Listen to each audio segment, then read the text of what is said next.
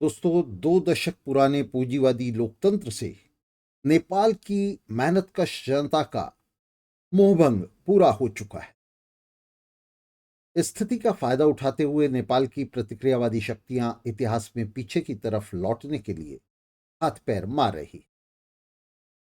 वे राजतंत्र को रिस्टोर करना चाहते। हाल ही में दुनिया भर के मीडिया ने काठमांडू के त्रिभुवन एयरपोर्ट पर 10,000 से ज्यादा की भीड़ द्वारा अपदस्थ राजा ज्ञानेंद्र के स्वागत को प्रमुखता से प्रकाशित किया है। मीडिया ने इसे मौजूदा व्यवस्था से जनमानस के मोहभंग और हिंदू राजशाही की ओर लौटने के जनता के उत्साही अभियान का आगाज बताया है। मगर मीडिया ने बड़ी कुटिलता से इस तथ्य को छिपा लिया कि यह मौजूदा व्यवस्था और कुछ नहीं बल्कि वह पूंजीवादी लोकतंत्र ही है जिसका वे खुद ढिंढोर रहा है। मीडिया ने मौजूदा भ्रष्ट, असफल और जनविरोधी पूंजीवादी लोकतंत्र से जनता के इस स्पष्ट मोहभंग को 2006 के शानदार विद्रोह से मोहभंग के रूप में प्रस्तुत करने का झूठा और निर्लज्ज प्रयास किया। नेपाल की मौजूदा व्यवस्था पूंजीवादी लोकतंत्र है जिसे नेपाल की सभी राइट और लेफ्ट पार्टियों का समर्थन हासिल है। मेहनतकश जनता का मोहभंग और आक्रोश इस पूंजीवादी लोकतंत्र के खिलाफ है, न कि 2006 की क्रांति के जैसा मीडिया दावा कर। इस पूंजीवादी लोकतंत्र का जन्म 2006 की क्रांति की सफलता से नहीं बल्कि उसके गर्भपात से हुआ है। 2006 की क्रांति की सफलता तो गले सड़े नेपाली राजतंत्र को उखाड़ फेंकने में निहित थी। पूंजीवादी लोकतंत्र की स्थापना उस प्रतिक्रांति का परिणाम है जिसने नेपाल में मजदूर किसान सरकार की स्थापना को नकारते हुए, उसे रोकते हुए 2006 की क्रांति को आगे बढ़ने से रोक दिया था और उसका गला घोट दिया। क्रांति के इस गर्भपात की मुख्य जिम्मेदारी नेपाल की फर्जी वाम पार्टियों पर है और ये उसी तरह की परिघटना थी जैसी परिघटना हम फरवरी 1917 के रूस में देखते हैं, जहां क्रांति ने तो जारशाही को उखाड़ फेंका था, लेकिन पहले प्रिंस लोव और फिर केरिंस्की की सरकारों ने इस क्रांति पर ब्रेक लगा दिया था, जिसे अक्टूबर क्रांति ने हटाया था। स्टालिन और माओ का अनुसरण करने वाली नेपाल की ये कथित वाम पार्टियां दरअसल मेंशेविक पार्टियां हैं जो सर्वहारा क्रांति को अलग अलग देशों में उनके आर्थिक विकास के स्तर से जोड़ते हुए, इस स्तर से उन्हें मापते हुए जनवादी और समाजवादी 2 चरणों में बांटकर देखती है। 2 चरण की क्रांति की मेंशेविक अवधारणा की समर्थक इन पार्टियों का यह मत है कि नेपाल और उस जैसे पिछड़े देशों में सर्वहारा सत्ता ले ही नहीं सकता और वहां समाजवादी क्रांति के लिए कोई जगह नहीं है। इन पिछड़े पूंजीवादी देशों में क्रांति को शेष दुनिया से अलग करते हुए वहां समाजवादी क्रांति से अलग जनवादी क्रांति की मरीचिका पाले हुए ये झूठी वाम पार्टियां और इनके नेता पूंजीवाद और पूंजीवादी लोकतंत्र को सुदृढ़ करने का आह्वान करते हैं और युवाओं मजदूरों को उसकी दुम से बांधते हैं। फर्जी वाम पार्टियों की इस मेंशेविक नीति ने ही 2006 के विद्रोह को नाकाम करते हुए नेपाल में उस भ्रष्ट और जनविरोधी पूंजीवादी लोकतंत्र को स्थापित किया था और 2 दशक निरंतर उसे सींचना जारी रखा था, जो आज नेपाल की मेहनतकश जनता के आक्रोश और असंतोष के निशाने पर है। वही मीडिया जो कल पूंजीवादी लोकतंत्र को नेपाल के लिए वरदान बता रहा था, आज उसकी असफलता के लिए 2006 के विद्रोह को कलंकित करने की, उसे कोसने की कोशिश कर रहा है। यह सब इतिहास और सच्चाई से बहुत दूर है। अपदस्थ राजा ज्ञानेंद्र के स्वागत में हजारों लोगों के एयरपोर्ट पर जमा होने से घबराए प्रधानमंत्री के शर्मा ओली ने कहा कि राजा ज्ञानेंद्र यदि संवैधानिक रास्ते से राजनीति में सक्रिय होना चाहते हैं तो उनका स्वागत है।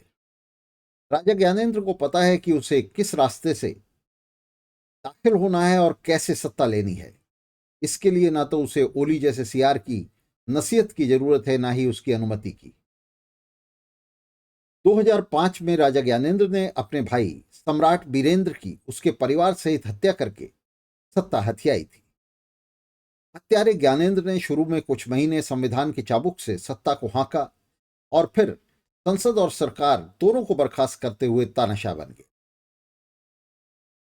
जल्दी ही इस तानाशाही के खिलाफ नेपाल की मेहनतकश जनता के लिए उसके बीच आक्रोश फैल गया, असंतोष फैल गया और वो उठ खड़ी हुई। इस असंतोष के चलते अप्रैल 2006 में 2 दिन की रस्मी हड़ताल ने नेताओं की मर्जी और आह्वानों को दरकिनार करते हुए एक अनिश्चितकालीन आम हड़ताल का रूप ले लिया और राजा ज्ञानेंद्र के नेतृत्व वाली राजशाही को बलपूर्वक उखाड़ फेंका। इस स्वयं स्फूर्त ऐतिहासिक जनविद्रोह में नेपाल की राइट और लेफ्ट की सभी पार्टियों की भूमिका कतई शून्य थी। दक्षिणपंथी बुर्जुआ पार्टियां तो हड़ताल से बहुत दूर थीं ही, वाम पार्टियों का भी इससे कोई वास्ता नहीं था। राजशाही के दत्तक पुत्र के रूप में कुख्यात नेपाल की माओवादी पार्टी और इसके नेता लंबे समय से राजा बीरेंद्र और उसके नेतृत्व वाले राजतंत्र की समर्थक रही थी और उनके साथ बंधे हुए थे। राजा ज्ञानेंद्र का भी ये लोग बस नामचारे के लिए विरोध कर रहे थे। नेपाल के पर्वतीय अंचलों में सक्रिय माओवादी किसानों और गांवों, पहाड़ों, जंगलों को क्रांति के केंद्रक मानते हुए राजधानी काठमांडू सहित सभी शहरों और सरवारा से दूरी बनाए हुए थे। जब काठमांडू में मजदूरों, छात्रों, युवाओं के लोकप्रिय विद्रोह ने राजा ज्ञानेंद्र की तानाशाही को उखाड़ फेंका तो नेपाल की मेंशेविक पार्टियां, जिनमें माओवादी प्रमुख थे, नेपाल में पूंजीवादी पार्टियों से सांठगांठ में जुड़ गईं।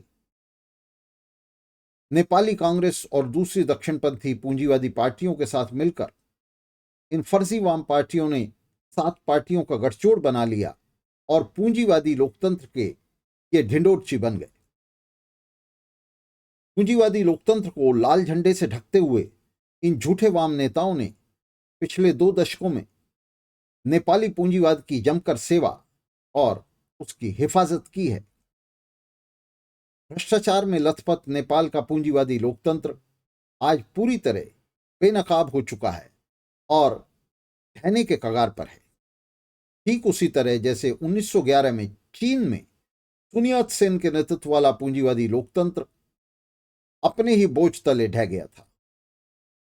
अतीत की क्रांतियों की असफलताएं यदि सुदूर इतिहास में समा गई हैं तो नेपाल की क्रांति की विफलता 2 चरण की क्रांति के झूठे मेंशेविक सूत्र के उस कुल्हाड़े की ताजा शिकार हुई है जिसने पिछली 1 सदी में भारत से इंडोनेशिया तक एक के बाद एक क्रांति को जिबह कर डाला है। स्टालिनवादी और माओवादी दोनों 2 चरण की क्रांति के इसी झूठे मेंशेविक सूत्र से चिपके हैं और उसके अनुयायी हैं। वे क्रांति को एक वैश्विक प्रक्रिया के रूप में न देखकर उसे अलग अलग देशों की संकीर्ण सीमाओं में काटकर वहां मौजूद आर्थिक विकास के स्तर से जोड़कर देखते हैं और इसी स्तर से इसे आंकते हैं। नेपाल में क्रांति को दक्षिण एशिया में क्रांति से अलग करके न तो देखा समझा जा सकता है और न ही उसे अंजाम दिया जा सकता। नेपाल में क्रांति के लिए संघर्ष दक्षिण एशिया में क्रांतिकारी संघर्ष का अकाट्य हिस्सा है और उससे अटूट रूप से जुड़ा हुआ है। क्रांति के इस लक्ष्य को पूंजीवाद की संरक्षक पार्टियों के साथ सहबंध बनाकर नहीं, जैसा स्टालिनवादी और माओवादी नेता नेपाल में दावा कर रहे हैं और पूरी दुनिया में वे इस तरह के दावे करते रहे, बल्कि इन पार्टियों और नेताओं के खिलाफ निर्मम संघर्ष में ही हासिल किया जा सकता। नेपाल सहित समूचे दक्षिण एशिया में क्रांति के जनवादी और समाजवादी कार्यभार एक ही सतत क्रांति में हमारे युग में बुझ चुके हैं। इसलिए समाजवादी क्रांति से विलग किसी जनवादी क्रांति की कल्पना तक पूरी तरह बेमानी होगी। क्रांति को जनवादी और समाजवादी दो चरणों में तोड़ने वाली मेंशेविक मरीचिका क्रांति की विफलता की पक्की गारंटी है। नेपाल इसी ऐतिहासिक सबक की ताजा प्रदर्शनी बना हुआ है और इसकी नकारात्मक रूप से ही सही मगर एक बार फिर से तस्दीक कर रहा है। साथियों, पूंजीवाद चुक गया है और वह नेपाल या दुनिया के किसी भी हिस्से में मेहनतकश जनता को अब 21वीं सदी में कुछ नहीं दे सकता सिवा युद्ध, मारामारी और हिंसा के। लोकतंत्रों सहित पूंजी के शासन के तमाम रूपों का पतन हो चुका है। नेपाल में पूंजीवादी लोकतंत्र अपनी अंतिम सांसें गिन रहा है। उसका अंत बिल्कुल करीब है। अलबत्ता राजतंत्र की वापसी भी वहां अब पुराने मध्ययुगीन रूप में नहीं हो सकती। इस बार वह बड़ी पूंजी की अत्यंत क्रूर और दमनकारी फांसीवादी तानाशाही साबित होगा, जिसके अंतर्य को छिपाने और मेहनतकश जनता को धोखा देने के लिए उसे और गहरा भगवा रंगा जाएगा। बहुत जल्दी ही हम ओली और उसके साथियों को या तो ज्ञानेंद्र की जेल में सड़ता हुआ पाएंगे या फिर फायरिंग स्क्वाड के निशाने पर। नेपाल में मजदूरों युवाओं के सामने स्पष्ट चुनौती है ज्ञानेंद्र के नेतृत्व में उभर रही इस प्रतिक्रांति का सिर कुचल देना। इस उद्देश्य के लिए मौजूदा सरकार का तख्ता उलटकर नेपाल में मजदूर वर्ग के नेतृत्व में मजदूर किसान सरकार स्थापित करनी होगी।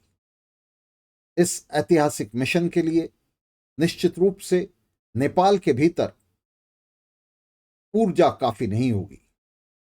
उन्हें विश्व समाजवादी क्रांति के हिस्से के रूप में फौरी तौर पर दक्षिण एशिया में क्रांतिकारी लामबंदी और संघर्ष के साथ मार्च करते हुए अपने भाग्य और कार्रवाइयों को इस क्रांति से, दक्षिण एशियाई क्रांति से जोड़ना होगा। इस अपील के साथ आज के कार्यक्रम को खत्म करने की अनुमति चाहता हूं। मिलते रहेंगे और इस संघर्ष को जारी रखेंगे। शुक्रिया।